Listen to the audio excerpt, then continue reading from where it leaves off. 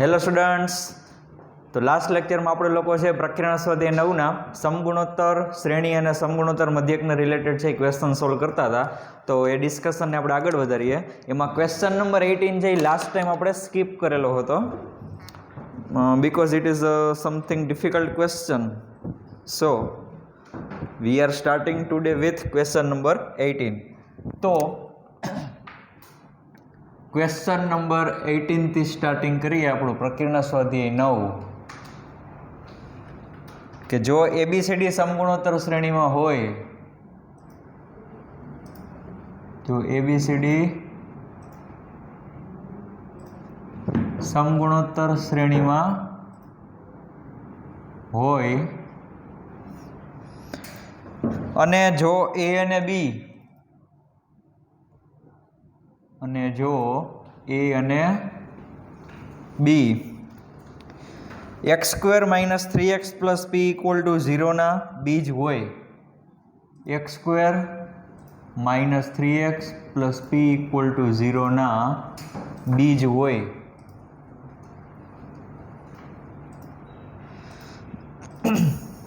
અને C અને D x² - 12x + q = 0 ના બીજ હોય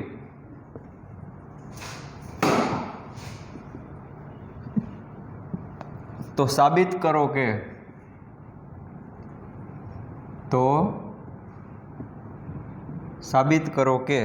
q + p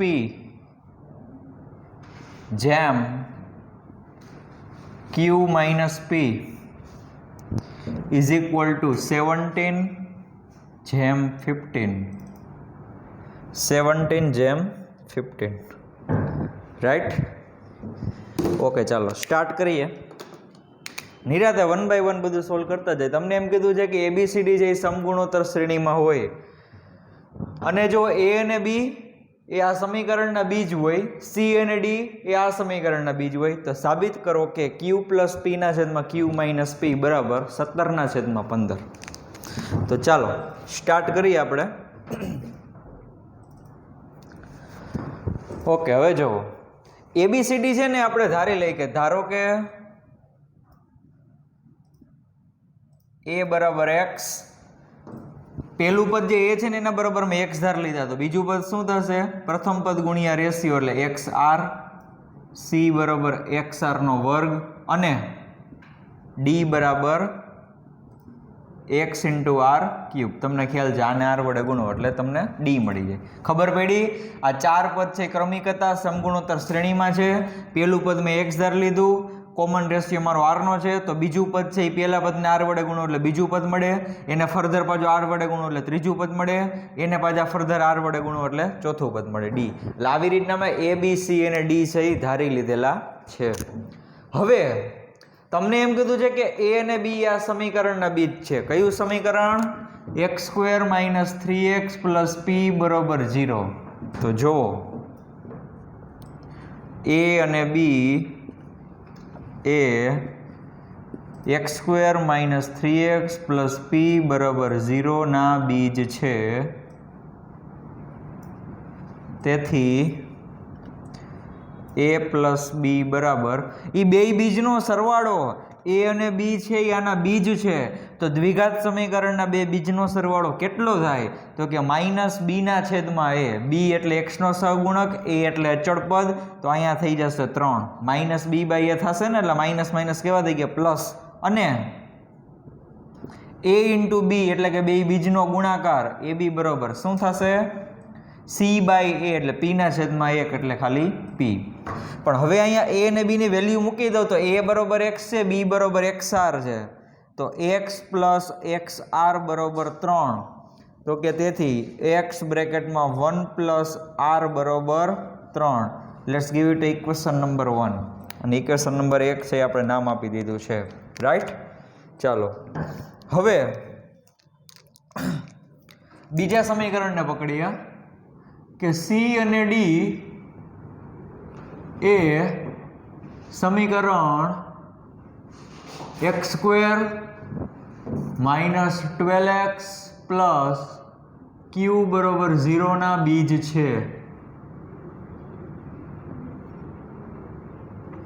બીજ છે તો કે તેથી શું થાય? તેથી બે બીજનો સરવાળો એટલે કે સી પ્લસ ડી બરાબર શું કેટલો થશે? -d/a એટલે 12/1 અને ગુણાકાર બેનો કેટલો થશે? c × d બરાબર q/1 c/a એટલે q/1 એટલે ખાલી q. ચાલો હવે c અને d ની વેલ્યુ પુટ કરીએ. xr² પ્લસ xr³ બરાબર 12. xr² જે કોમન નીકળી જશે તો બ્રેકેટમાં વધશે 1 + r = 12. Equation number 2. ઓકે, ચાલો હવે સમીકરણ 1 અને સમીકરણ 2 છે એનો હું ગુણોત્તર લઉં છું. તો સમીકરણ 2 ને સમીકરણ 1 વડે ભાગતા સમીકરણ 2 ને સમીકરણ 1 વડે ભાગું છું તો અહીંયા લખીએ કે xr² બ્રેકેટમાં 1 + r ના છેદમાં સમીકરણ 1 ની ડાબી સાઈડ એટલે x × 1 + r = અહીંયા 12 છે ને પેલી સાઈડ 3 છે એટલે 12/3. ચાલો તો આ x કેન્સલ થઈ જશે, 1 + r કેન્સલ થઈ જશે તો રિઝલ્ટ કંઈક આવું મળશે કે therefore r² = 12/3 એટલે 4 and therefore r = ±2. આ પહેલી તમને કંઈક હિન્ટ મળી, r બરોબર ±2. હવે r બરોબર 2 હોય તો સમીકરણ 1 માં આપણે કિંમત મૂકીએ. જો r ની જગ્યાએ 2 મૂકી દો તમે તો 2 ને 1 3 3 ઉડી ગયા. x બરોબર કેટલા આવશે? 1. r બરોબર 2 હોય તો x બરોબર 1 અને r બરોબર -2 હોય તો x બરાબર r બરોબર -2 હોય તો 1 - 2 એટલે -1 અને -1 પેલી સાઈડ જશે તો x બરોબર -3 આવશે. x બરોબર કેટલા આવશે? -3. રાઈટ? તો હવે આપણે શું ગોતવાનું છે ફાઇનલ? આ બધી માથાકૂટમાં તમારો ટાર્ગેટ તમને ભૂલાઈ જવો જોઈએ નહીં. What is your destination? What is your target? I want to find the ratio of this two terms q + p and q - p. તો q અને p તો અહીંયા છુપાયેલા છે, સાલા બોલતાય નથી. આવડું આ p છે અને આવડું આ q છે. જુઓ q, એનો મતલબ કે સાહેબ મારે ABCD બધું જોઈએ. શું જોઈએ? ABC અને D. તો ચાલો એમાં પણ પાછા 2 કેસ થશે. પહેલો કેસ લઈએ આપણે કે r બરોબર 2 x બરોબર 1 હોય તો p એટલે a × b હોય તો p બરાબર ab બરાબર a and b ક્યાં ગયા? આર્યા. આ બેનો ગુણાકાર કરો એટલે x² × r થશે. કેટલું થશે? x² × r બરાબર કિંમત મૂકી. x બરોબર તો 1 છે તો r તમારો આન્સર આવશે એટલે કેટલો આવશે? 2. એમાં રાઈટ? ઓકે. હવે q એટલે c × d. q બરાબર c × d બરાબર c અને d નો ગુણાકાર કરશો તો આ c અને d બેનો ગુણાકાર કરશો તો x² અને r5 x² × r5. તો x બરોબર તો 1 છે એટલે 1 થઈ જાય. r5 r બરોબર 2 મૂકશો 2/5 એટલે 32 થાય. 2/5 એટલે 32 થાય. તો સ્ટુડન્ટ્સ અહીંયા સુધીનું છે તમે નોટ ડાઉન કરી લ્યો. હવે આપણે કાંઈ બીજું કરવાનું છે નહીં. ઓકે, એક સ્ટેપ તમને કરાવી દો. ચાલો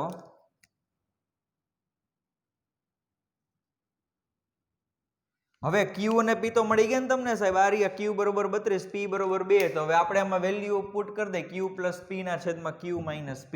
રાઈટ? તો જોવો તો કે હવે q + p એના છેદમાં q - p બરાબર q કેટલા છે? 32 + 2 ના છેદમાં 32 - 2 32 + 2 એટલે 34 થશે, નીચે થશે 30, બે તમે ઘડીઓ ચલાવશો, ભાગ લાવશો એટલે 17 દુ 34 અને છેદમાં આવશે 15. થઈ ગયું ને ભાઈ સાહેબ? એ લોકોએ જેમના સ્વરૂપમાં આપ્યું હતું, મેં ગુણોત્તર સ્વરૂપમાં રાખ્યું છે. This is your final answer કે q + p એના છેદમાં q - p. આન્સર કેટલો આવે? 17/15. તો જેમને કાઢીને તમે ભાગાકાર રાખી દો, ગુણોત્તર રાખી દો, તમારો આન્સર આવી ગયો 17/15. પણ સમ અહીંયા પૂરો થતો નથી, કારણ કે you have taken already one case. તમે ખાલી એક જ કેસ લીધેલો છે કે r બરોબર 2 હોય ને x બરોબર 1 હોય. આ પહેલો. હજી આ કેસ લેવાનો બાકી છે કે જ્યારે r બરોબર -2 હોય ને x બરોબર કેટલા હોય? -3 હોય. ઈ કેસમાં પણ હજી આપણે ચેક કરવાનું છે. આન્સર આટલો જ આવવો જોઈએ, રાઈટ? 17/15. તો વાત આખી સમજાણી. શું કરેલું છે? a અને b છે, આના બીજ હતા એટલે લખી નાખ્યું. એમાંથી બે બીજનો સરવાળો, બે બીજનો ગુણાકાર. c અને d છે, આના બીજ હતા, એમાં પણ બે બીજનો સરવાળો, બે બીજનો ગુણાકાર. હવે તમને એમ કીધું હતું કે abcd જે સમગુણોત્તર શ્રેણીમાં છે, તો અહીંયા abcd બરોબર મેં કંઈક આખી એમ શ્રેણી ધારી લીધી. આ તમારા માટે એક નવો વેરિયેબલ મેં એડ કરી દીધો, x. એવું જરૂરી નથી કે x જ રાખો. ઘણા એમ મગજમાં હોય કે a અને b જે આના બીજ છે ને, બીજમાં જે ચલ છે x એટલે સાહેબ x છે. એવું નથી. તમે k ધારવું હોય ગમે તે ધારી શકો, પણ q, p અને r ને એના સિવાયના રાખવાના. r તો તમારો સામાન્ય ગુણોત્તર હોય, રાઈટ? તો એ છે પહેલું પદ છે એટલે x, બીજું પદ એટલે x × r, ત્રીજું પદ એટલે xr², બરોબર? પછી a + b દેખાય, અહીંયા એની વેલ્યુ મૂકી દીધી, રાઈટ? અને ફાઇનલ પછી મેં કેસ લીધો કે r બરોબર 2 ને x બરોબર 1 હોય. એમાં પછી મેં ચેક કર્યું કે મારે તો p અને q ની વેલ્યુ સાથે કામ છે. p એટલે a × b, તો p બરોબર a × b. a અને b નો ગુણાકાર કરાવશો એટલે x² × r થશે. વેલ્યુ મૂકી દો એટલે 2. પછી એવી જ રીતના q એટલે બે બીજનો ગુણાકાર, c × d. એમાં પણ એ c અને d ની વેલ્યુ પુટ કરીને ગુણાકાર કરાવશો એટલે x² × r ની 5 ઘાત. x બરોબર 1 છે, r બરોબર 2 છે, 2 ની 5 ઘાત એટલે 32. Okay, done? તો ફટાફટ આનો સ્ક્રીનશોટ લઈ લો, પછી આગળ વધીએ આપણે.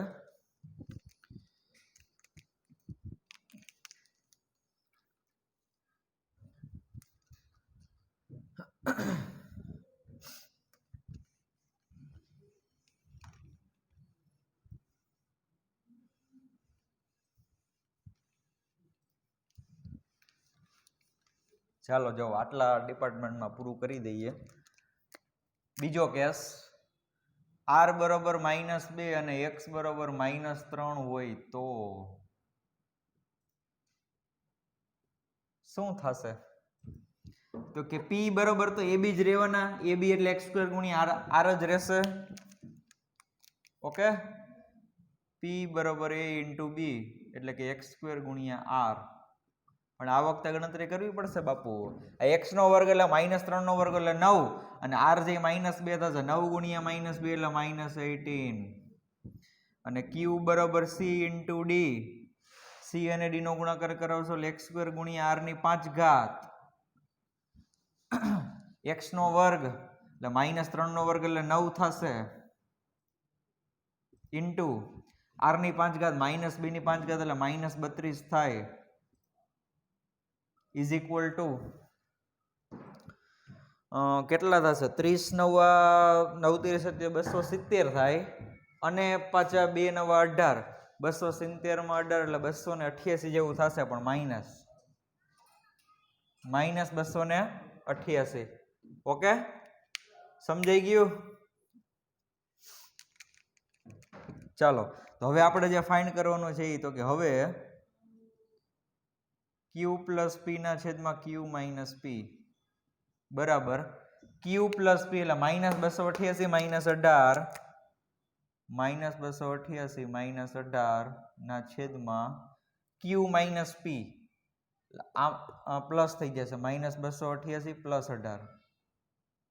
ચાલો, તો 88 ને 8 96, 96 ને 10 બીજા 106,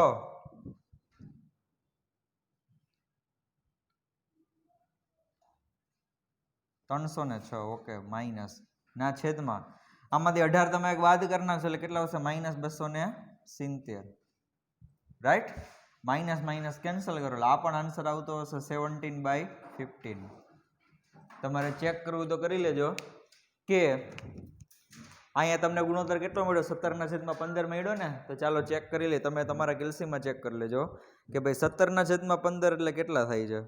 1.13 1.1 પછી બધા તગડા એવું કંઈક આવશે. તો અહીંયા આપણને ગુણોત્તર આટલો મળ્યો 306/270 306 ડિવાઇડેડ બાય 270 તો એ પણ એટલો જ આવે છે 1.1 પછી પાછળ બધા તગડા. મીન્સ કે અહીંયા તમારા ભાગ હાલતો હશે કાંઈક, એ તમે જોઈ લેજો કેટલાય ભાગ ચાલે છે. આન્સર આવશે 17/15. તો આમ બંને કેસમાં આપણો જે ગુણોત્તર છે એનો આન્સર સેમ જ આવે છે 17 ડિવાઇડેડ બાય 15. તમે કોઈ પણ કેસ લઈ લ્યો -2 -3 વાળો લ્યો કે પછી 2 અને 1 વાળો લ્યો. ઓકે, તો ફટાફટ ચાનો તમે સ્ક્રીનશોટ લઈ લ્યો, તમે નોટ ડાઉન કરી લ્યો, પછી આપણે આગળના ક્વેશ્ચન તરફ વધીએ. ચાલો, તો next question 19 number I think last લેક્ચરમાં આપણે થઈ ગયો છે.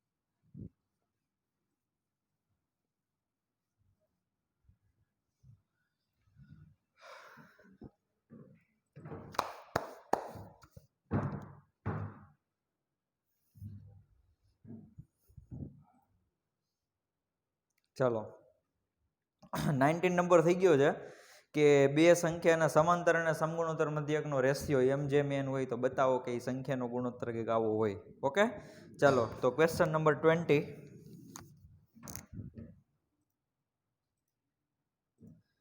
કે જો એબીસી સમાંતર શ્રેણીમાં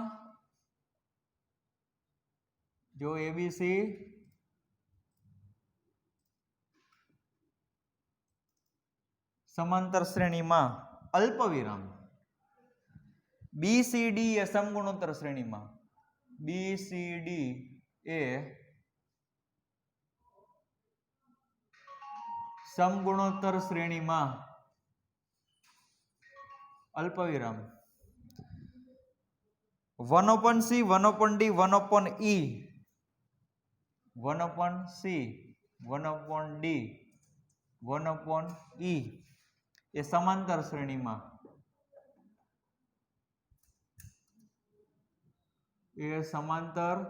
શ્રેણીમાં હોય તો સાબિત કરો કે ACE સમગુણોત્તર શ્રેણીમાં છે. તો સાબિત કરો કે ACE સમગુણોત્તર શ્રેણીમાં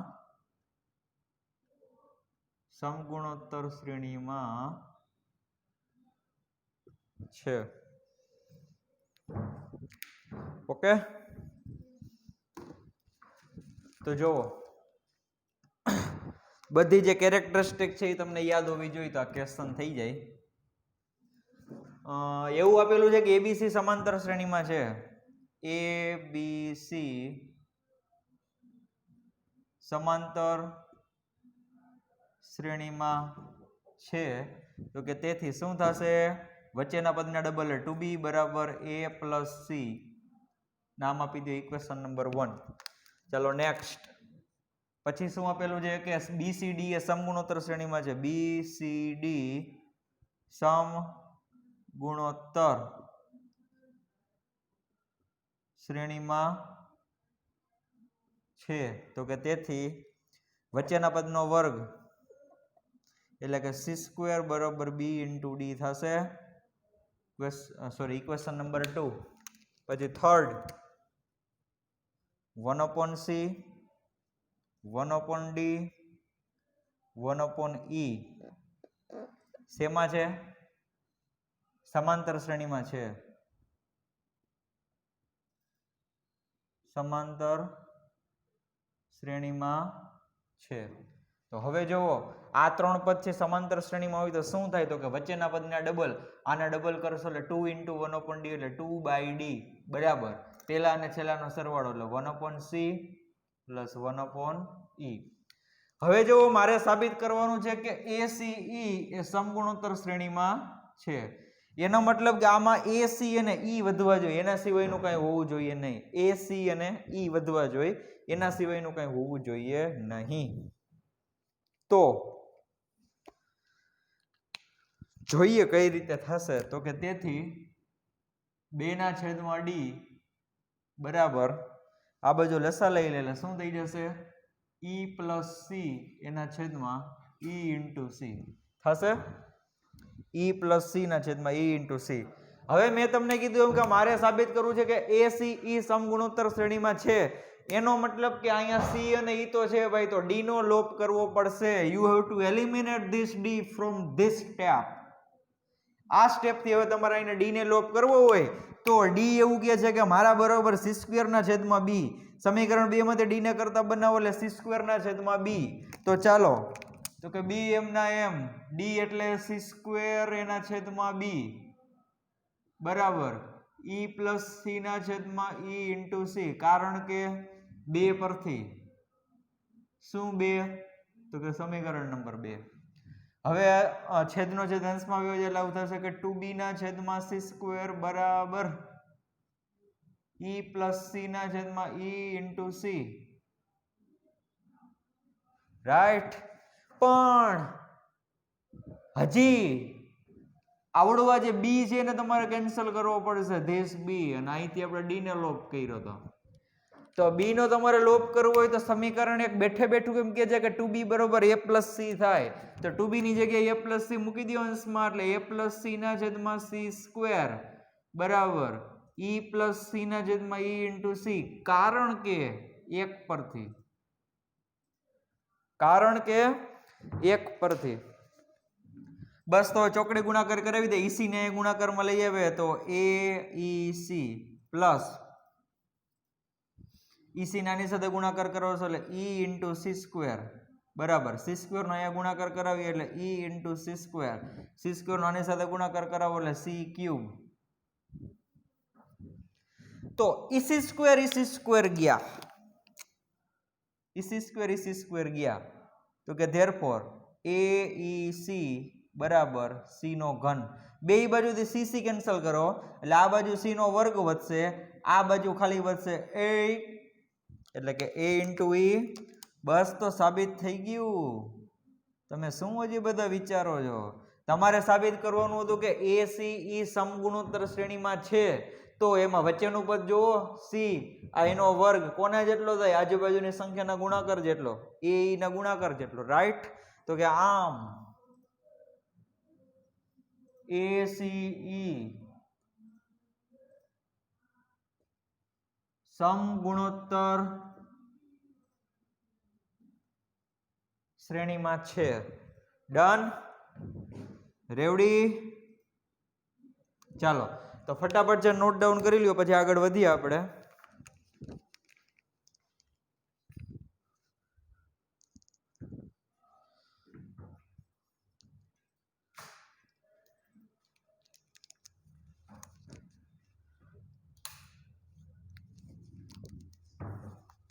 ચાલો જોવો હવે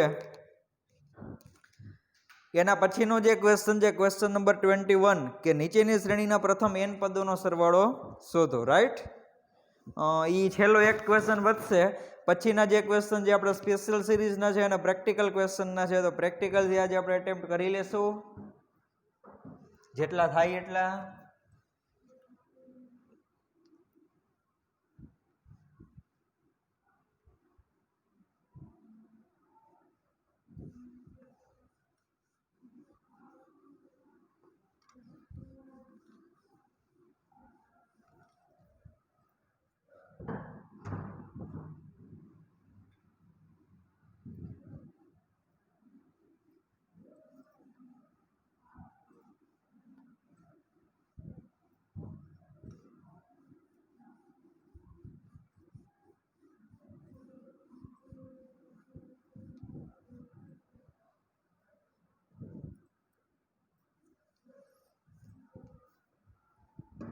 ચાલો જો ક્વેશ્ચન નંબર 21.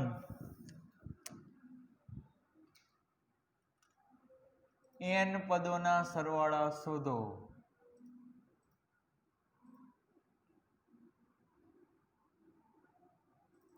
બે ક્વેશ્ચન છે. પહેલામાં આઈ થિંક 5 + 55 + 555 એ ટાઈપની કંઈક સિક્વન્સ આપેલી છે. ઓકે, ચાલો 5 + 55 + 555 .. n પદ સુધી. ભૂલી ગયા ને તમે આમાં શું કરવાનું? કારણ કે આ સમાંતર પણ નથી અને સમગુણોત્તર નથી. તો યાદ કરો, આમાં તમને કંઈ કોમન નીકળે એવું દેખાય? પહેલા તો આને s નામ આપી દેવાય. s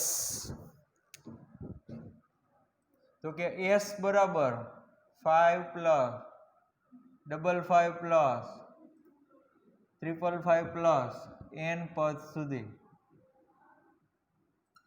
તો કે તેથી s બરાબર 5 કોમન 1 + 11 + 555 n પદ સુધી.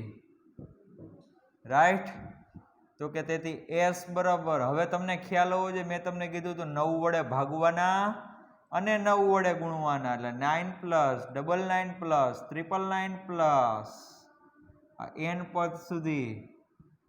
હું તો રફલી જ લખું છું, બાકી આવી રીતના આપણું પ્રેઝન્ટેશન હોય એટલે એકદમ વ્યવસ્થિત જ લખવાનું હોય.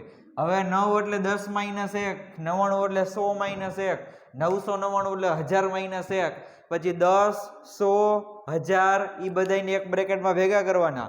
બધાના જે -1 -1 -1 એ બધાને એક બાજુ ભેગા કરવાના. હવે પછી પેલી સિરીઝ જે છે ને 10 100 1000 10000 એ એક સમગુણોત્તર શ્રેણી થશે. એના n પદના સરવાળાનું ફોર્મ્યુલા રાખી દેવાનું અને -1 + -1 + -1 એ પણ કેટલી વખત થશે? n વખત. એટલે એ થઈ જશે -n. બસ સમ થઈ ગયો પૂરો. ઓકે, તો હવેનું જે છે આગળ તમારે હોમવર્કમાં કરવાનું રહેશે. હોમવર્કમાં ઓકે, બીજો ક્વેશ્ચન. એમાં છોકરાઓ મૂંઝાઈ જાય, કારણ કે 0.6 પ્લસ 0.66 પછી 0.666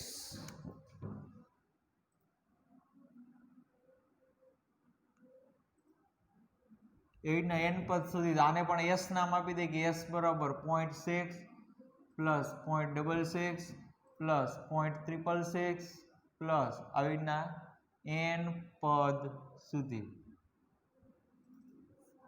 ઓકે, બસ હવે 0.6 ને તમે કોમન કાઢી લેશો તો આવું થશે કે તેથી s બરાબર, સોરી ખાલી 6 ને જ કોમન કાઢવાના છો, તો બ્રેકેટમાં શું હશે? 0.1 પ્લસ 0.11 પ્લસ 0.111 પ્લસ એવી જ રીતના n પદ સુધી.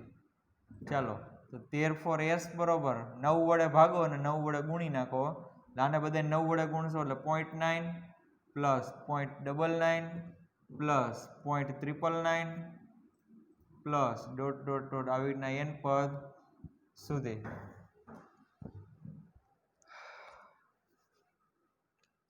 હવે તમે કહેશો કે સર આમાં કંઈ થોડું થાય? એવું થાય જ નહીં યાર, શું કામ ન થાય? જો તો કે તેથી s બરાબર 6/9 એટલે 2/3 થઈ ગયા આગળ. ઓકે, 0.9 છે એટલે 1 - 0.1 ન લખી શકાય એના? સાહેબ એકમાંથી 0.1 જાય તો 0.9 જ હોતે ને. 1 - 0.1. ઓકે, પ્લસ આમાં થઈ જશે તમારે 100 - 0.1, સોરી 10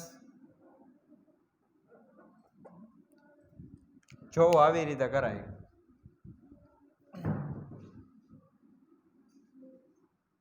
1 - 0.01 એવું થશે આઈ થિંક.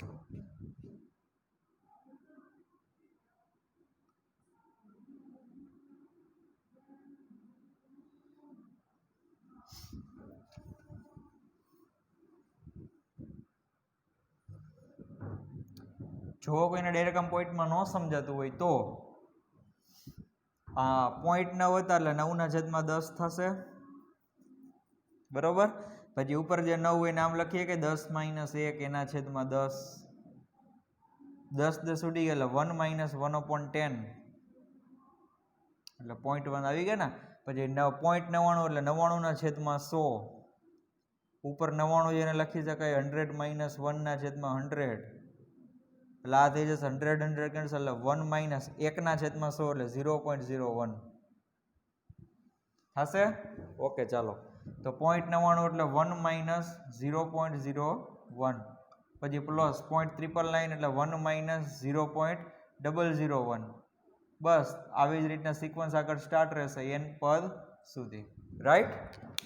ચાલો તો જો તમારા સિમ્પ્લિફિકેશન માટે આવું બધું કરાવવું જો, બાકી ડાયરેક્ટ જ હોય આમાં. તો વળી તમને એમ ન થાય કે સરે કેમ ડાયરેક્ટ લખી નાખ્યું. હવે આ 1 1 1 1 એવા બધા n વખત આવશે, એ બધાને ભેગા કરી દો એટલે એનો આન્સર n આવી ગયો. પછી આ બધામાંથી માઇનસ કોમન કાઢી લેવાય એટલે બ્રેકેટમાં વધશે 0.1 પ્લસ 0.001 પ્લસ 0.0001.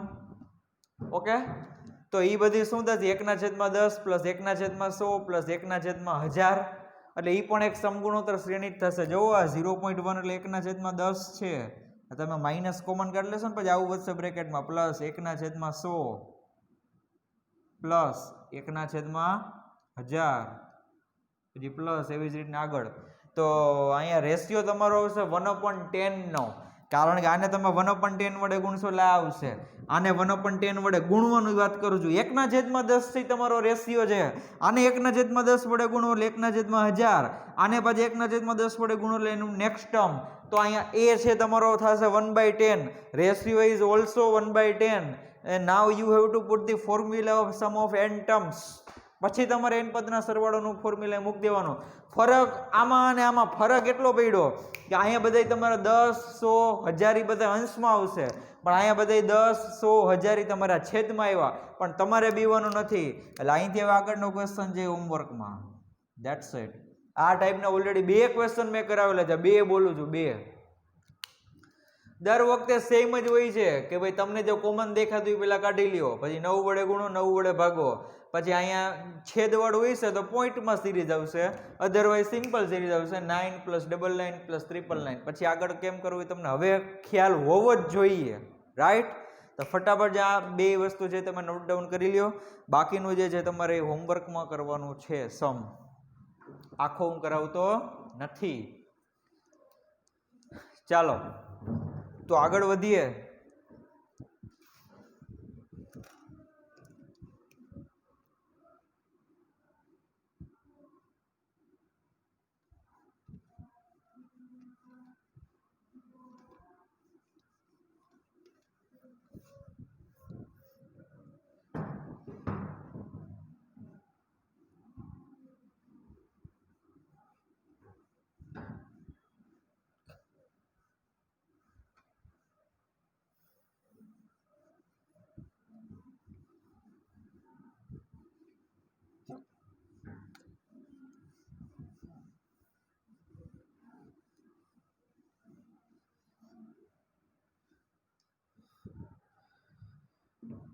જો તો હવે જે ક્વેશ્ચન કરાવ્યું છે બધા પ્રેક્ટિકલ ક્વેશ્ચન છે કે જે સમાંતર શ્રેણી અને સમગુણોત્તર શ્રેણીના મિક્સચર હશે, અમુકમાં ખાલી એક શ્રેણી હશે. બરોબર. એ બધું થઈ જાય ને પછી આપણે લોકો અનંત સમગુણોત્તર શ્રેણી એના એક એક્સરસાઇઝ એ કમ્પ્લીટ કરી નાખશું. લાસ્ટમાં આપણું વર્ક રહેશે એસએસ એટલે કે સ્પેશિયલ સિરીઝ. અને જે સ્પેશિયલ સિરીઝની જે મોજ છે એ સમથિંગ ડિફિકલ્ટ, મતલબ આખું સ્ટ્રેન્જ વિચિત્ર, તમને મજા જ આવશે કે ના ખરેખર શ્રેણી અને શ્રેણીનો બહુ અગત્યનો પોર્શન હોય, જેડબલ્યુ લેવલનો બહુ અગત્યનો પોર્શન હોય તો એ છે એસએસ સ્પેશિયલ સિરીઝ. બરોબર છે. તો એ ટાઈમ આવશે ત્યારે સોલ્વ કરવાનું સ્ટાર્ટ કરશું આપણે. અત્યારે હવે આપણે લોકોએ ફરી પાછું એક્સરસાઇઝ 9.3 માં પાછું જવાનું રહેશે. એક્સરસાઇઝ 9.3 એમાં ક્વેશ્ચન નંબર આવે છે 30. તો એક્સરસાઇઝ 9.3 એક્સરસાઇઝ 9.3 ક્વેશ્ચન નંબર છે 30 કે બેક્ટેરિયાના ઉછેરમાં તેની સંખ્યા દર કલાકે બમણી થાય છે. બેક્ટેરિયા ના ઉછેરમાં તેની સંખ્યા દર કલાકે બમણી થાય છે.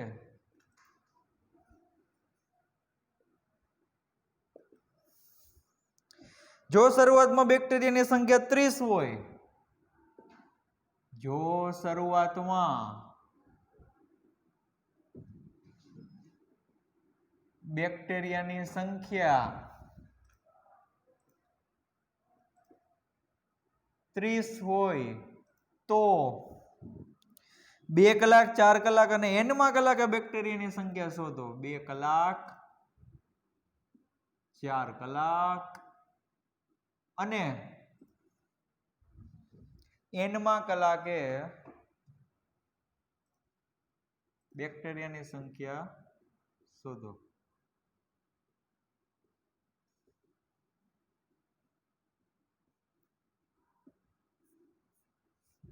ચાલો આ બધા પ્રેક્ટિકલ સમજે, વિચારજો, થોડુંક મગજ હકાલો કે બેક્ટેરિયાના ઉછેરમાં તેની સંખ્યા છે ને દર કલાકે બમણી થઈ જાય. તો જો સ્ટાર્ટિંગમાં કેટલી હતી? 30 હતી ને. શરૂઆતમાં બેક્ટેરિયાની સંખ્યા 30 છે. 30 ના બમણા કરો એટલે 60. આ 1 કલાક પૂરી થાય એટલે 60 થાય. આ સ્ટાર્ટિંગ એટલે ત્યારે t બરોબર 0 હોય. તમને ફિઝિક્સમાં તમને આવું બધો ખ્યાલ હશે. શરૂઆતમાં બેક્ટેરિયાની સંખ્યા 30 એટલે અહીંયા તમારે t બરોબર 0 જેવું માનવું પડે કે એટ અ ઇનિશિયલ સ્ટેજ એટલે કે સાવ સ્ટાર્ટિંગમાં કે જ્યારે જે આપણે પ્રયોગનું નિરીક્ષણ ઓબ્ઝર્વેશનથી સ્ટાર્ટ કર્યું, આપણું અવલોકન સ્ટાર્ટ કર્યું, એ સમયે બેક્ટેરિયાની સંખ્યા 30 હતી. એટલે કે સ્ટાર્ટિંગ એટલે કે આપણું પ્રથમ પદ 30 છે. હવે જેવી 1 કલાક પૂરી થાય એટલે ડબલ થાય, પાછી 1 કલાક પૂરી થાય એટલે ડબલ થાય, ફરી પાછી 1 કલાક પૂરી થાય એટલે ડબલ થાય. તો હવે તમે વિચારો કે આનો રેશિયો કેટલો થયો? તો કે બીજાને પેલા વડે ભાગો એટલે કેટલા આવે? 60/30 એટલે 2. આ બેયમાં પાછા તમે ભાગાકાર કરશો 120/60 એટલે 2, 240/120 એટલે 2. તો એનો મતલબ કે આ એક સમગુણોત્તર શ્રેણી બનાવશે કે જેનો સામાન્ય ગુણોત્તર છે એ 2 છે. કેટલો? 2 છે. ઓબ્વિયસલી યાર આવું મારે કઈ લખવાની જરૂર પણ ન હોય. આ તો ફર્સ્ટ ક્વેશ્ચન છે. તમને કહો કેમ કે દર કલાકે 3 ગણા થઈએ તો પહેલાને 3 વડે ગુણો એટલે બીજું પદ, બીજાને 3 વડે ગુણો ત્રીજું પદ, ત્રીજાને 3 વડે ગુણો ચોથું પદ. એ ભાઈ સામાન્ય બુદ્ધિની વાત છે કે રેશિયો તમારો 3 નો હોય એવી એક સમગુણોત્તર શ્રેણી જે તૈયાર થાય. તો અહીંયા દર કલાકે બમણી થાય છે. બમણી એટલે ડબલ થાય છે એટલે કે 2 ગણા થાય છે. તો રેશિયો તમારો 2 નો હોય. ઓકે, તો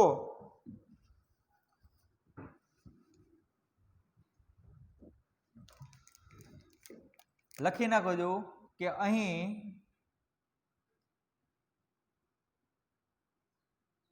બેક્ટેરિયાની સંખ્યા એક સમગુણોત્તર શ્રેણી બનાવે છે. સમગુણોત્તર શ્રેણી બનાવે છે કે જેનો પ્રથમ પદ એ બરાબર કેટલું રહેશે? 30 અને r બરાબર 2 છે. r એટલે કે સામાન્ય ગુણોત્તર 2 છે. ચાલો, તો હવે તમને એમ કીધું છે કે 2 કલાકે એટલે કે 2 કલાક પૂરી થઈ ગઈ હશે. તો કે 2 કલાકે બેક્ટેરિયાની સંખ્યા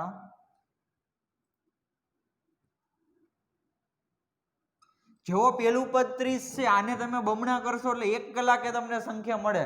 ફરી પાછા બમણા કરશો એટલે 2 કલાકે સંખ્યા મળે. એનો મતલબ કે 2 કલાકે બેક્ટેરિયાની સંખ્યા જે તમારું સમગુણોત્તર શ્રેણીનું બાપુ ત્રીજું પદ છે. ત્રીજું. આ તો આવના જેવી વાત છે. તમારે સેકન્ડ ફ્લોર ઉપર જવું તો તમે નીચેના માળની ગણતરી કરો તો ટોટલી થર્ડ ફ્લોર કહેવાય, કારણ કે ઓલું જે ગ્રાઉન્ડ ફ્લોર છે. તેવી જ રીતના જે 30 છે એ તમારું સ્ટાર્ટિંગ છે. સ્ટાર્ટિંગ આ 30 તો તમારું પેલું પદ ફિક્સ થઈ ગયું. પછી બાજુમાં 30 પછી જે આવશે 1 કલાક પછીની સંખ્યા હોય એટલે એ હકીકતમાં બીજું પદ છે શ્રેણીનું. પછી જે સંખ્યા મળે 2 કલાકે મળે પણ શ્રેણીનું તો ત્રીજું પદ છે. રાઈટ? એનો મતલબ કે 2 કલાકે બેક્ટેરિયાની સંખ્યા જે તમારું ત્રીજું પદ થાય એટલે કે A3 એટલે કે a ગુણ્યા r નો વર્ગ એટલે કે 30 ગુણ્યા 4 એટલે 120. ઓબ્વિયસ. હવે મગજમાં ગણતરી કરો થઈ જાય 30, 30 પછી 60, 60 પછી 120. બરોબર? પછી એવી જ રીતના 4 કલાકે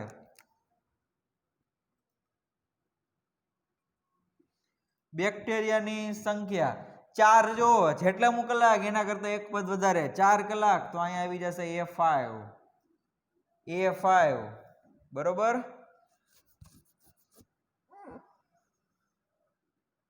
એટલે કે a ગુણ્યા r ની 4 ઘાત એટલે આના પછીના બે સ્ટેપ આને બે વડે ગુણશો એટલે કેટલા થશે 240 ને બે વડે ગુણો 480 તો એમ ખબર ન પડે તો a બરાબર 30 છે r ની 4 ઘાત એટલે 16 થાય 2 ની 4 ઘાત એટલે 16 ગુણ્યા 30 એટલે 480 એવી જ રીતે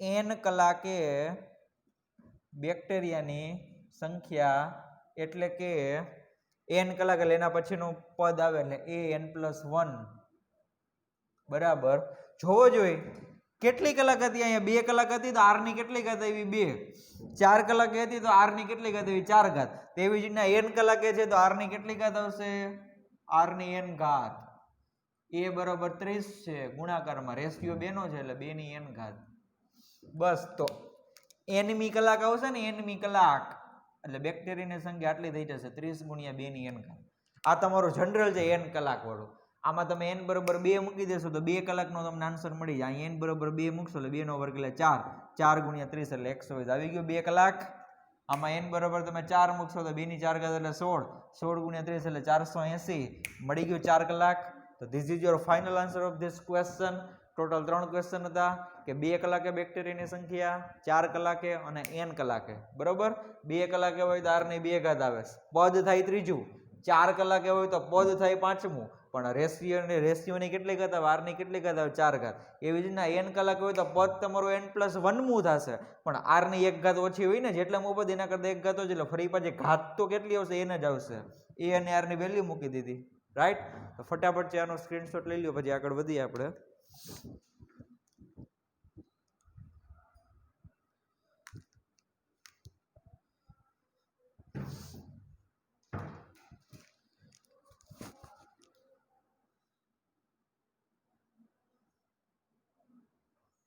ચાલો જો એના પછીનો ક્વેશ્ચન પેલા રબ કરી નાખીએ બોર્ડ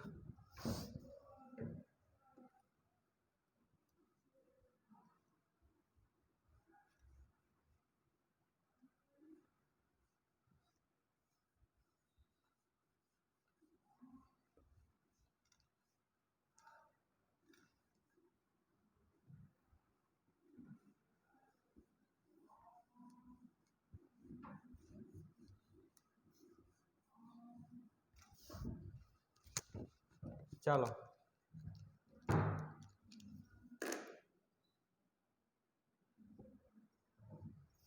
ક્વેશ્ચન નંબર 31 બેંકમાં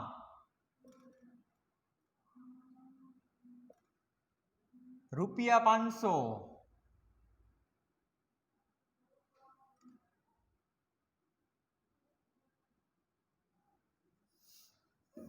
10%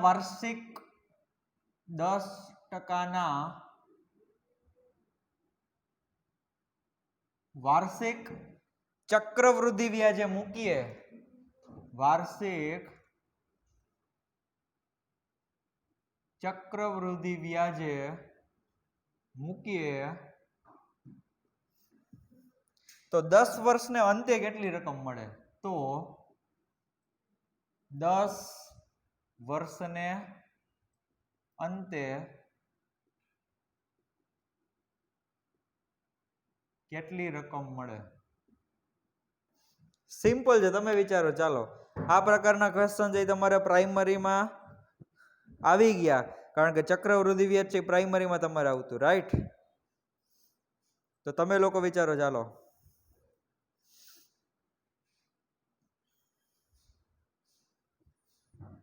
ચક્રવૃદ્ધિ વ્યાજ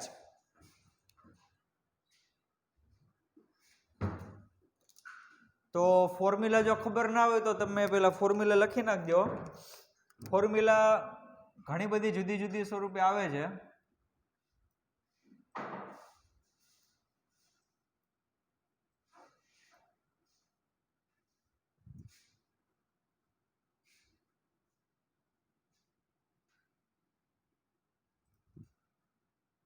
આવી રીતના લખેલું છે મેં I બરોબર P × 1 + R upon N into 100 raise to N T. આ ઉપર એન ટી છે એ ટોટલ ટાઈમ પીરિયડ દર્શાવે છે કે કેટલા વર્ષ માટે તમે મૂકો છો, બરાબર. માની લો કે મારે 5 વર્ષના અંતે મૂકવું હોય તો હું ડાયરેક્ટ અહીંયા 5 મૂકી દઉં.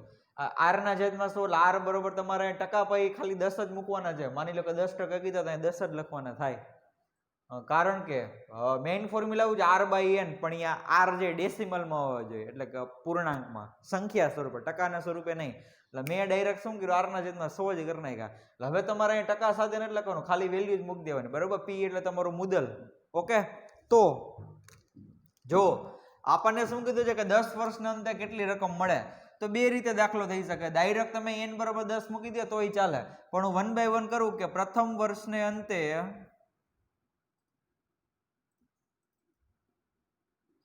મળતી રકમ બરાબર કેટલું થશે, જો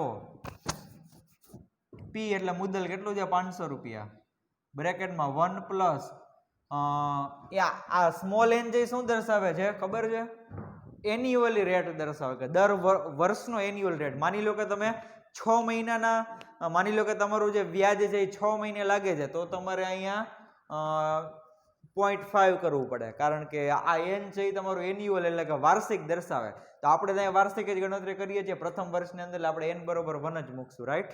તો 1 પ્લસ આર ના છેદમાં 100 એટલે 10 ના છેદમાં 100 એટલે કેટલા થઈ જશે, એક વખત કરું ચાલો, 10 ના છેદમાં 100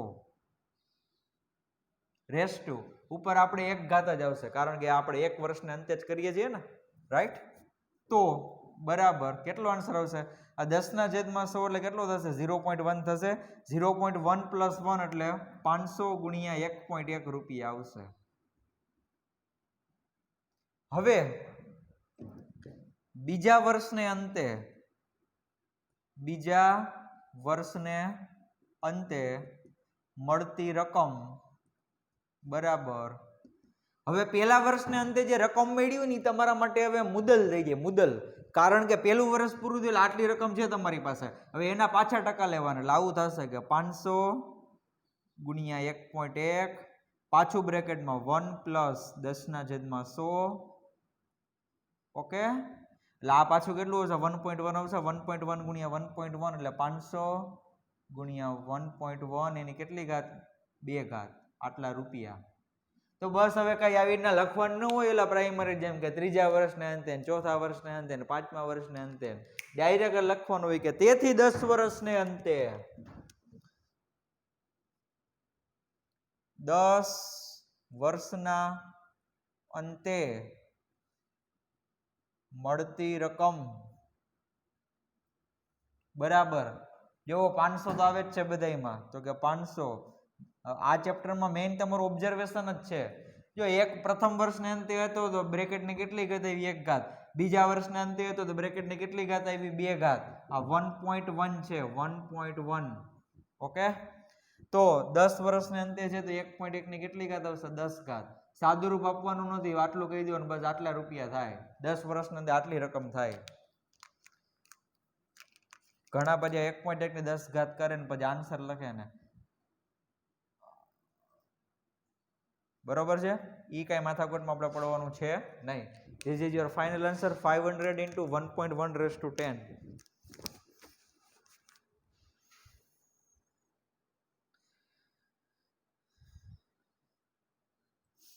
ઓકે, તો સ્ટુડન્ટ્સ હવે ધ્યાન આપો અહીંયા કે સ્વાધ્યાય 9.3 છે, સ્વાધ્યાય 9.3 એ હોલ કમ્પ્લીટ આખે આખું પૂર્ણ થઈ જાય છે, એક પણ ક્વેશ્ચન રિમેનિંગ નથી. 32મો ક્વેશ્ચન છે, લાસ્ટ ક્વેશ્ચન છે કે જે દ્વિઘાત સમીકરણના બીજના સમાંતર અને સમગુણોત્તર મધ્યકનો હતો કે જે આપણે લાસ્ટ લેક્ચરમાં સોલ્વ કરી ગયા હતા. તો હવે ફરી પાછા જે એક્સરસાઇઝ 9 માં આવી જાવ તમે લોકો. એક્સરસાઇઝ 9 એમાં ક્વેશ્ચન નંબર સ્ટાર્ટ થશે 27 થી.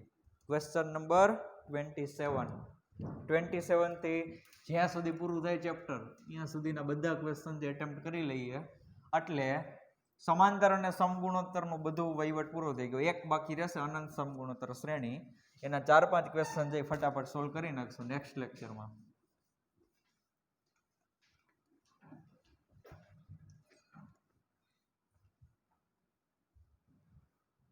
ચાલો તો ફરી પાછું એક્સરસાઇઝ 9. Question number 27.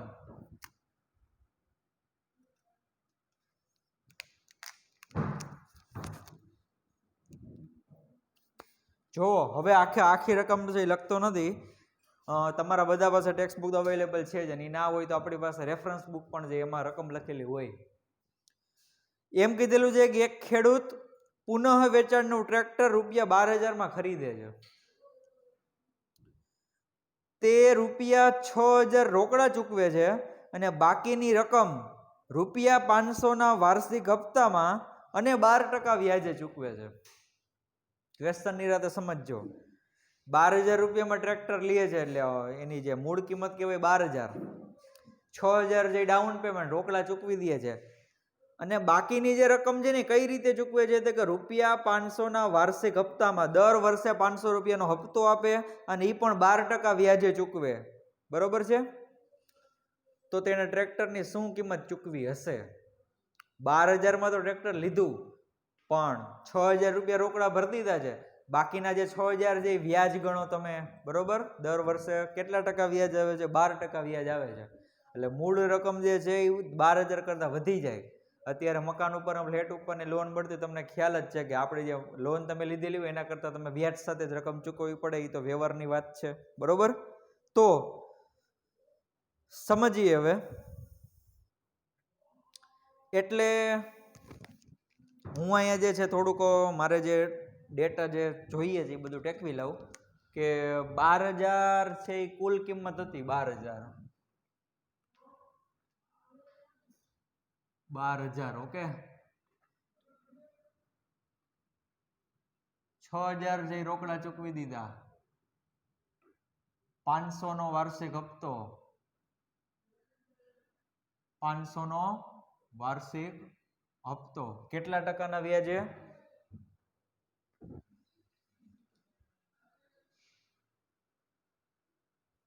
500 વાર્ષિક હપ્તો ને 12% વ્યાજે ચૂકવે છે. ઓકે, 12% વ્યાજ. તો આપણે એ કહેવાનું છે કે તેને કુલ કેટલી રકમ ચૂકવી હશે. તો જોવો હવે,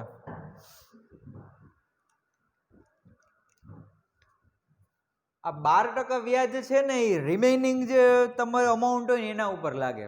સમજાવું.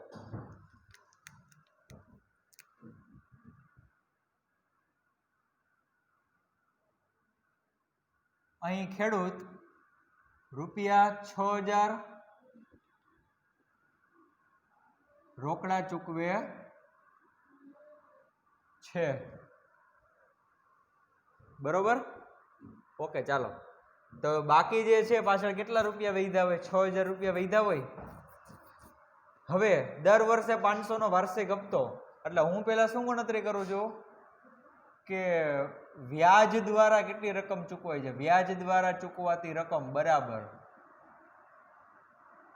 વ્યાજ દ્વારા ચૂકવાતી રકમ બરાબર 6,000 રૂપિયા રોકડા ચૂકવી દીધા, એટલે પાછળ 6,000 રૂપિયા વૈધા છે. તો પેલા વર્ષે એ 6,000ના કેટલા ટકા કરવાના? 12%. સમજાવું. પેલું વર્ષ પૂરું થયું, પેલું વર્ષ, એટલે રિમેઇનિંગ અમાઉન્ટ છે બાકી કેટલી વધી હતી?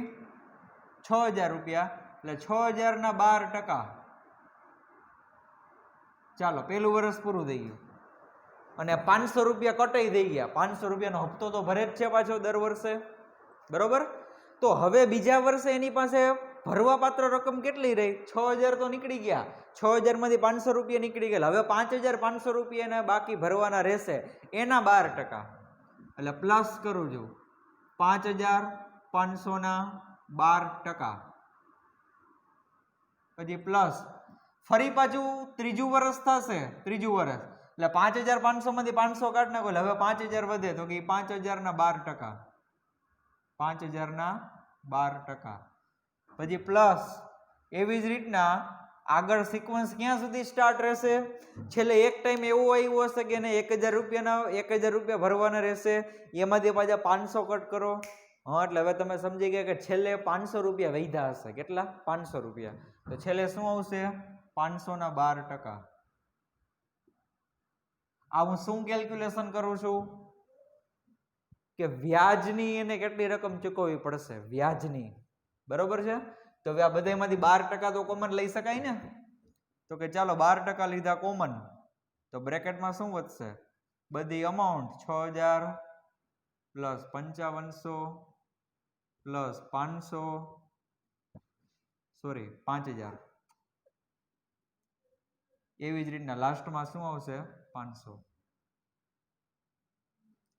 તો હવે તમે જોઈ શકો છો કે અહીંયા બ્રેકેટમાં જે આ એક શ્રેઢી બેયની શ્રેઢી કેવી છે, સમાંતર છે. કેવી છે, સમાંતર, કે જેનો કોમન ડિફરન્સ એટલે કે સામાન્ય તફાવત એ 500 નો છે, પ્રથમ પદ છે કેટલું છે 6000 છે, રાઈટ. તો હવે આપણે થોડીક ગણતરી કરી લઈએ કે ધારો કે an બરાબર 500, મને ખબર નથી આમાં કેટલા પદ છે, હું ધારી લઉં છું કે n મું પદ છે એ 500 રૂપિયા છે. તો કે તેથી a પ્લસ n-1d એટલે કે 6000 પ્લસ n-1, ડિફરન્સ કેટલાનો આવશે, -500 નો આવશે, બરાબર 500. તો કે તેથી જોવો આ -500 ગુણ્યા n એટલે -500n,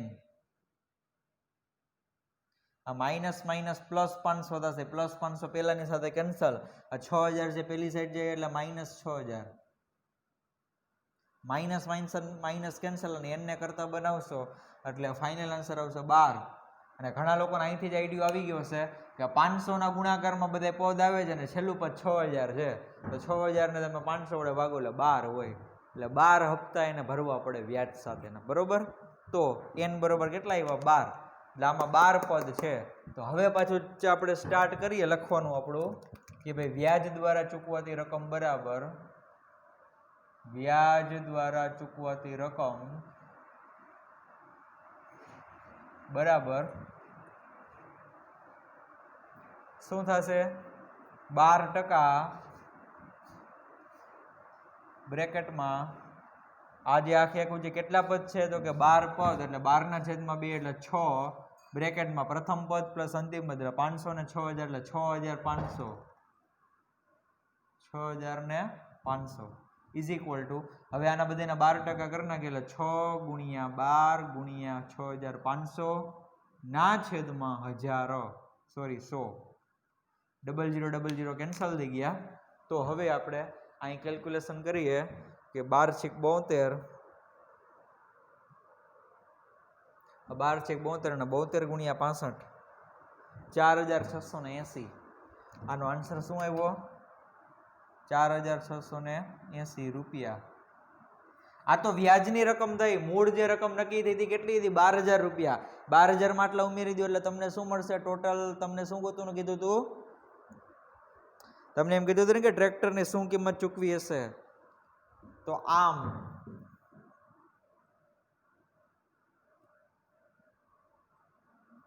ટ્રેક્ટરની કુલ રકમ બરાબર 12000 પ્લસ 4680 એટલે કે 12 ને 4 16, 16680 રૂપિયા થાય. તમને ખબર પડી એમાં ટ્રેક્ટર કેટલા રૂપિયા મોંઘું પડ્યું, આ જેટલું વ્યાજ ભર્યું ને એટલું મોંઘું પડે, 4680 રૂપિયા મોંઘું પડ્યું ભાઈને. એમને જો ઘરમાં સગવડ હોત તો કેટલામાં લઈ લેત, 12000 માં આવી જાય ટ્રેક્ટર. સગવડ નહોતી, 500 હપ્તા નક્કી કર્યા, દર વર્ષે 12% વ્યાજનું નક્કી કર્યું, તો 4680 રૂપિયાને વધારે ભરવા પડ્યા મૂળ રકમ કરતા. તો આપણે ફ્લેટ ને એવું બધું લઈએ છીએ એમાં એમ જ થાય છે ને, અત્યારે કોઈ પણ મકાન લ્યો તમે લોન લ્યો એટલે થોડુંક મોંઘું પડે.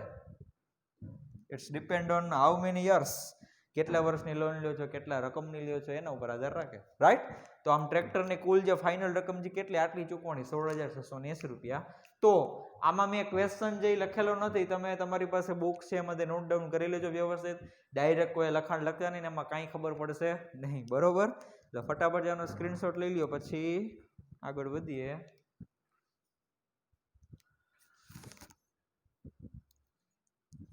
ચાલો જુઓ, તો હવે આના પછીનો જે ક્વેશ્ચન છે એ તમારે હોમવર્કમાં કરવાનો રહેશે એવું મને લાગે છે.